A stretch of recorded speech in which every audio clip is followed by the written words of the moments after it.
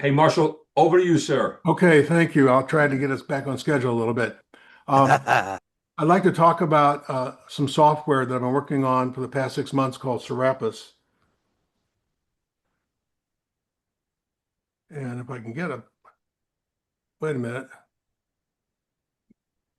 there we go. I've been working with some folks from the Mark Slater Remote Observatory, the Rappahannock Astronomy Club. Shannon Morgan's been doing the bulk of the work. She's been writing all the code. Jerry Hubble gave some interesting ideas to begin with. Myron Wasiuda and Pete Lakey have supplied images and feedback, and I've provided the formulation and doing all the testing. This started with the concept of pan-sharpening low-resolution color satellite imagery with higher resolution panchromatic or black and white imagery back in the 80s. For every image pixel, every value of red, blue, and green has one value of an intensity U and saturation, and every value of IHS has one value of RGB. And the concept is to separate, take an RGB image, put it into IHS space, and then put the higher resolution intensity image in place of the low resolution intensity and convert it back. Um, I actually started doing this in 1982 with some approximations, but in 1988, I spent several weeks developing all the rigorous formulas for this. It's good that I've held on to all my notes for all these years. In those days, the computers weren't very good at doing trig functions. So most of the literature from back in the 80s and 90s are approximations to these formulas, and they would cause minor color shifts. But now that we have modern fast computers, we can use the rigorous formulas. And we chose the name Serapis because he's a merging of two different gods, uniting the Greek and Egyptian cultures. And if you can see here, Serapis has his intensity scepter here, his hue color wheel here, and he's saturated on his throne. And he has a three-headed dog, which I like to call red, green, and blue. And over the centuries, red and green have died away, but Old Blue remains. So that's sometimes you get a name of a dog named Old Blue. Anyway, the idea is you want to start off with two deep sky object images that are co-registered and equal in pixel dimensions. You can do some optional pre-processing to reduce noise, for example. And then you want to designate one image as your color image and one as your intensity image, and if necessary, convert one image to gray level. The concept is to think of the intensity image as a structural component of the merged image, and the color image, the RGB image, to be the activity, for example, emission or reflection. Then you run the software and then can do optional post-processing. And I'm going to show you some examples. This is the Trifid Nebula taken with an 1155 millimeter image. It's a luminance image. This is a 400 millimeter RGB image that I took. And when you run Serapis, the output looks like this. It's sharpened up the image and used the colors from the color image. Grosser example, this is a 2000 millimeter luminous image of the Swan or Omega Nebula M17. This is a 400 millimeter DSLR image that's been enlarged to fit. And then here's the Serapis output. These two are closer. This is the Lagoon Nebula. This is a 714 millimeter image. Notice how fine the stars are. Here's a 400 millimeter DSLR image where the stars are bloated. And this is the Serapis output. So what we're doing is we're sharpening the emission information with the stellar information from the intensity image. Now this time we're going to go the opposite direction. Gotta get a drink here for a second.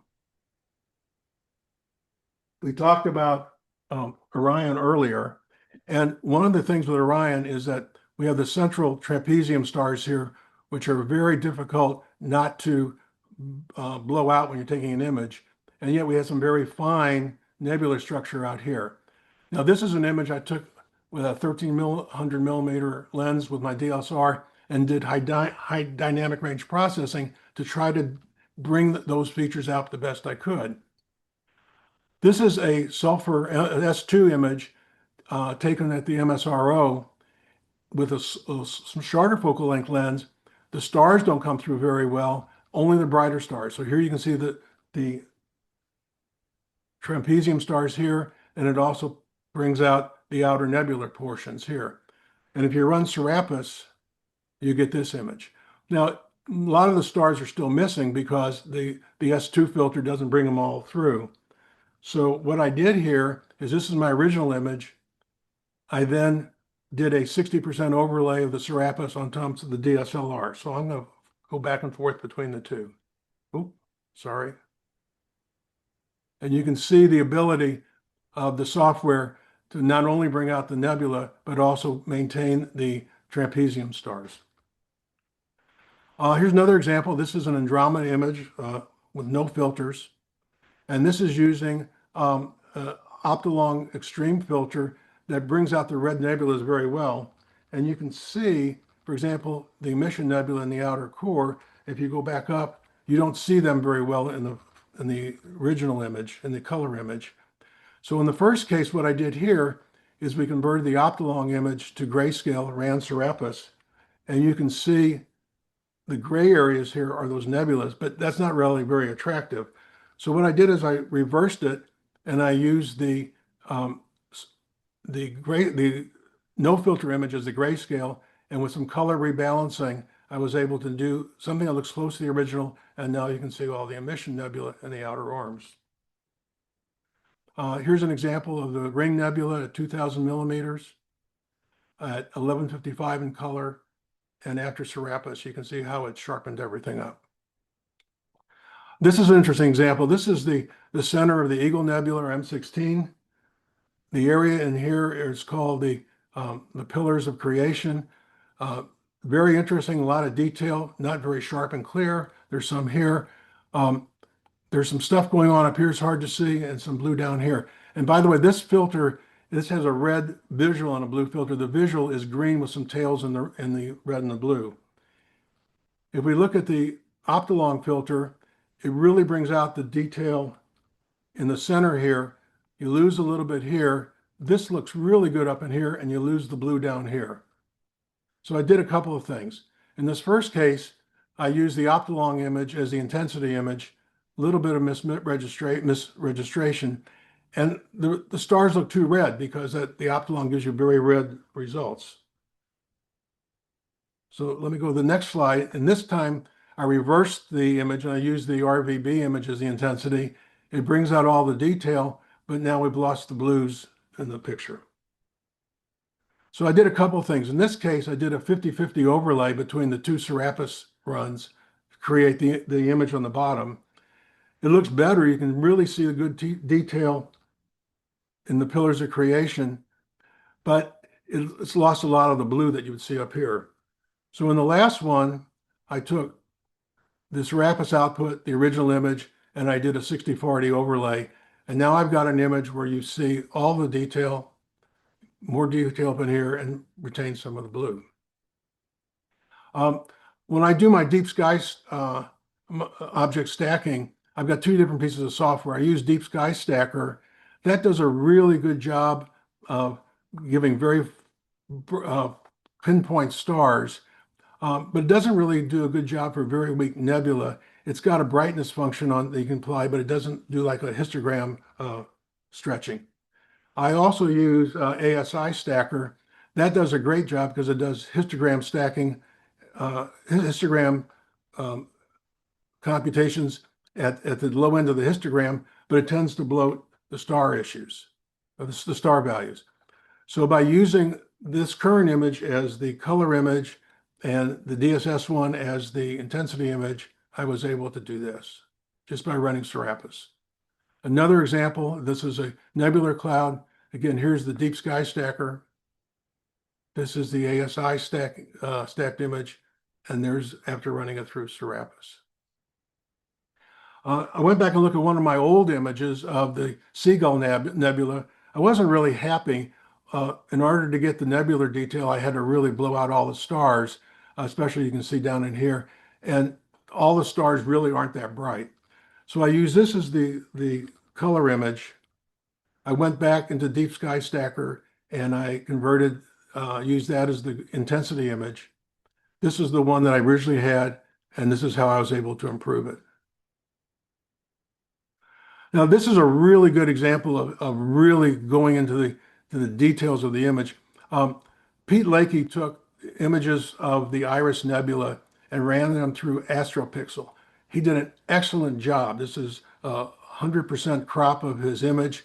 It's a bright reflection nebula. It looks really good. I wanted to see what I could do with Serapis. So the first thing I did is I ran the sub-images through Deep Sky Stacker. And then I ran the same images through ASI, and I did a gross median filter. And let's go back to Pete's slide, and I want you to notice about, here's the center of it, and look at the outer portions. And this is the Serapis output. I'll go back and forth. And you can see that using Serapis, I've got the detail in the center, and I've got the detail in the outer arms that Astropixel was not able to provide. The last example I want to show you is the Horsehead Nebula next to the third star in the belt of Orion. This is a recent image taken with a 714 millimeter lens, and the Horsehead is very, very sharp. This is an image I created a couple of years ago by merging a 200 millimeter and a 400 millimeter image of a larger area, a larger field of view. While I was very happy with it, the Horsehead isn't that sharp and clear. But the two images were greatly different in size. The 714 millimeter image, this one does not fill up the whole field of view. So what I did is I overlaid the two and I created a intensity image using the 714 millimeter image, and I used the other image as the background. Now there's some edge effects. You can see right here where this is the edge of the higher resolution image. I had to clean up in post-processing, but I ran Serapis. This is the image that I originally had, and keep your eye on the Horsehead Nebula, and this is Serapis. So it's brought out all the detail and it sharpened up the image. So where we are, we're testing with various image sources. I'm doing all the testing.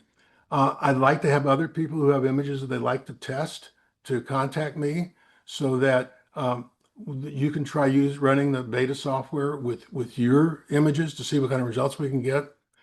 We currently require 16-bit TIFF images, but Shannon's working on incorporating 8-bit TIFF, incorporating FITS images, and also improving the user interface. One of the planned activities is to do either interactive or automatic image registration. And I've already figured out the code or the formulas for doing the interactive image registration, but it'll take a while to code it.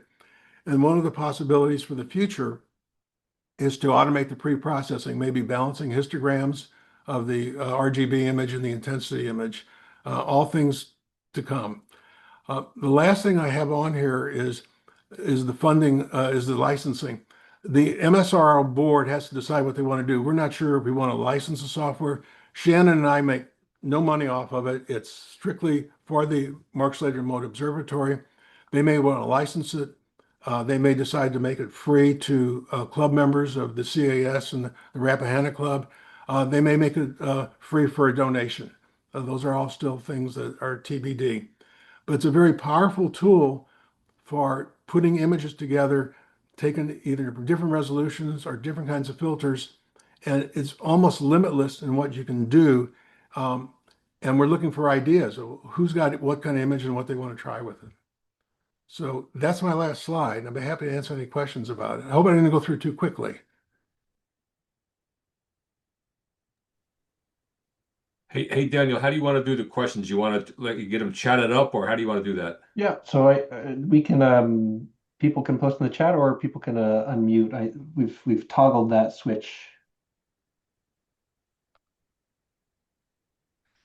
There's one from Dave Sappington, and I was going to say the same thing.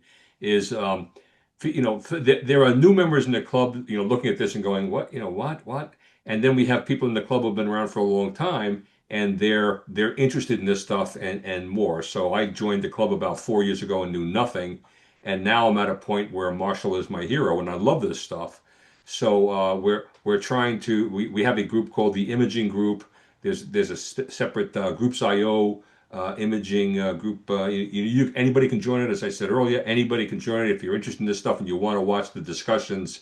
But this is kind of that next thing. If you've been out observing the night sky and you have a telescope and you like looking through the through the eyepieces and all that stuff, and now you're ready to go to that next thing, either with a sea star or with some other telescope. This is that next thing. This is that imaging stuff, and Marshall is one of the gurus on it. So. And I like to point out, it doesn't matter what images you have. You can have um, use a DSLR and a small telescope and take one with a light pollution filter and one without. And all you have to do is have, or even iPhones, and all you have to do is just have the images. You, right now, I have to interactively register them so that they're the same size and the same pixel dimensions. But once you have that, you can run the software, and it's really ripe for experimenting with all different kinds of. I'm really curious about people taking different filters and trying to see what kind of structure you can bring out. Probably the best example was the Orion one with the sulfur image, where it really brought out the trapezium stars as well as the very faint nebular responses. Hey, thanks, Marshall.